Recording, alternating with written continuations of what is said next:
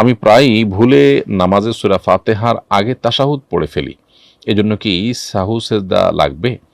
উত্তর হলো, নামাজের কিয়াম বা দাঁড়ানো অবস্থায় তাশাহুদ পড়ার নির্দেশনা নেই যেহেতু, অতএব আপনি এটা ভুল কাজ করেছেন এবং এই অবস্থায় যদি তাশাহুদ পড়ে থাকেন তাহলে সেক্ষেত্রে আপনাকে সিজদা সাহু দিতে হবে।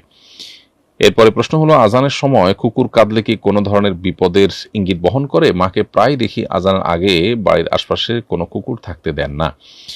আজানের আগে বা আজানের সময় কুকুর কান্নাকাটি করলে বা চিৎকার চেঁচামেচি করলে সেটি কোনো খারাপ লক্ষণ নয়, বা আপনার অন্তত সেটা দেখে কুকুর তাড়িয়ে দেওয়ার জন্য বিশেষ কোনো কসরত করার আলাদা করে প্রয়োজন নেই। তবে এটা ঠিক যে আজান শুনলে শয়তান পলায়ন করে।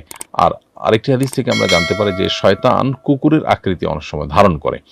এখন কোনো শয়তান কুকুরের আকৃতি ধারণ করে আছে এমনটি হতে পারে, আবার কুকুরের উপর শয়তান ভর করতে পারে।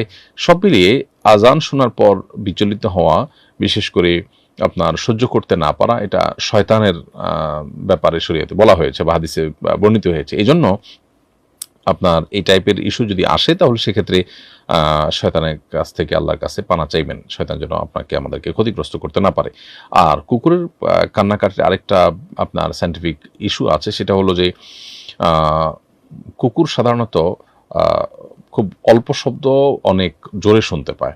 যখন মাইকে আজান হয় বা মাইকে কোনো শব্দ হয় তখন আসলে কুকুর সেটা আমরা যতটা শুনতে পারি তার চেয়ে অনেক বিকট আওয়াজে শুনতে পায়। তখন তার মধ্যে ছটপটে ভাব দেখা দেওয়ার কারণ থাকতে পারে, সেটাও হতে পারে।